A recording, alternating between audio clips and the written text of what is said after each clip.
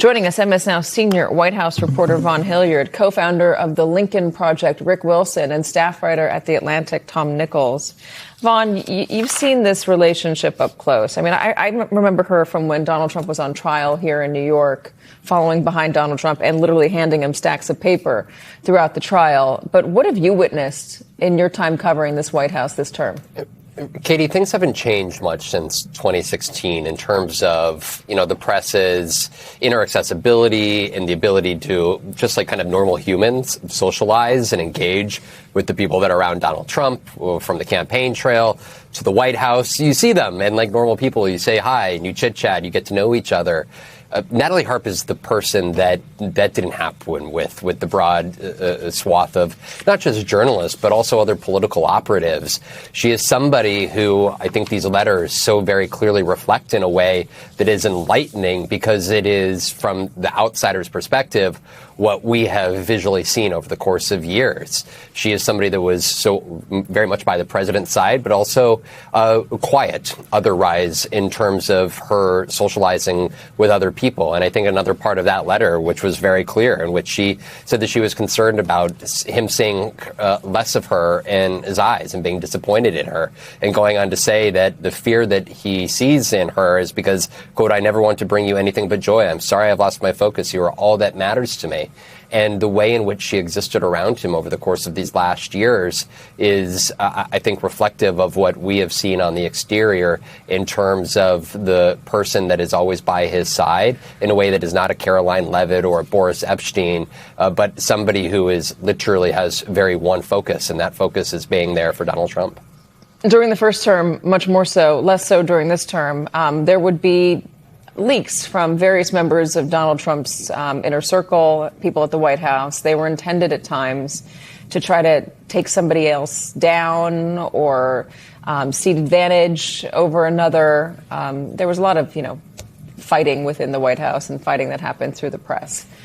Do you see this, the leak of this full letter, as an attempt by somebody in the West Wing, maybe, to get rid of Natalie, Vaughn?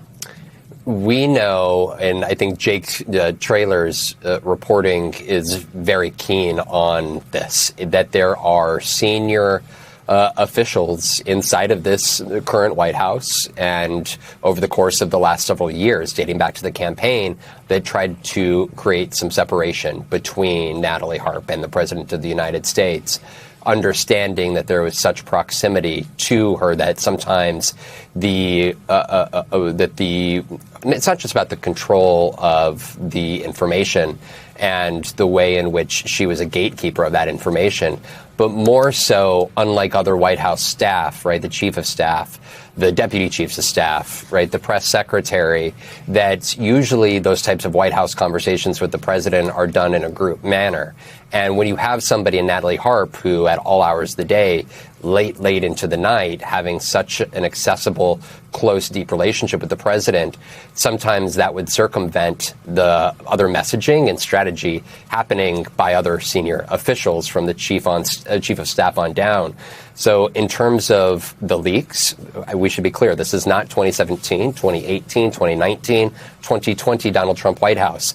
This has been a very small circle of people around Donald Trump, and the number of leaks coming out of it have been very marginal, because they understand that the brain trust around the president is very much focused on remaining loyal to him. And I think that this is where this story is notable, because there's a question of whether Natalie Harp's close relationship with him is in the best interest of the loyal circle that is around Donald Trump, trying to push the agenda that is the one that they campaigned for the president on.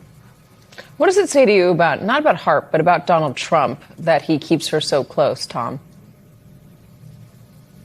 Well, given Donald Trump's astonishing level of narcissism, she's the perfect assistant in every way. I mean, he's never wrong. He's always perfect. Everything that goes wrong is her fault. She's so sorry. Everything, look, it says that the president lives in a very creepy bubble all day. I think, it's important for people and taxpayers who are paying her salary to not normalize this and to simply say, well, all politicians have aides who, cheer them up and buck them up and tell them they're great. I've worked for politicians. I've been in that environment. This is way beyond any kind of normal relationship with a politician. I mean, these are letters, especially, that would creep you out if your wife sent them to you.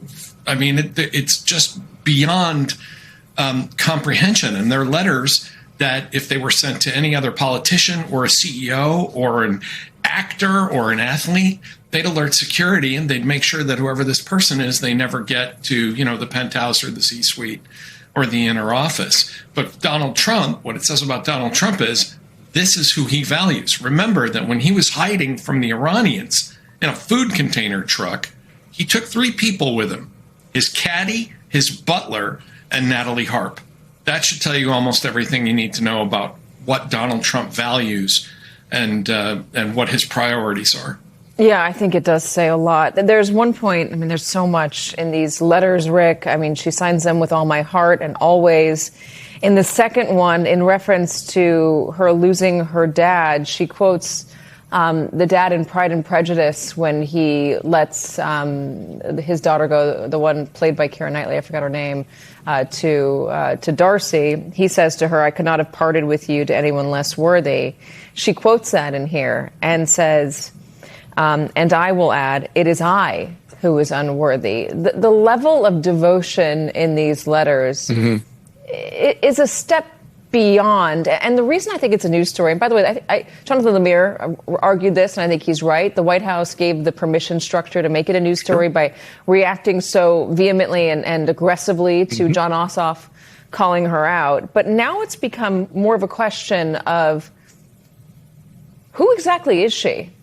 And when you're talking about this person having access to and maybe even control over what the president sees or does not see, what does that say about, we know a lot, but what does it say about the commander-in-chief and where his head is at and his ability to make a good decision in these increasingly dangerous and complicated times? Katie, I think this is a person who is empowering the worst aspects of Trump. The constant need for affirmation, the massive narcissism, the desire to live in a media bubble that he seeks to create a media bubble for his audience outside of the White House, but there's also a media bubble for him now, where he thinks he is beloved, where he thinks his polls are all 99%, where he thinks that every decision he makes is brilliant strategically and that he's the tallest, handsomest, best-smelling man in the room.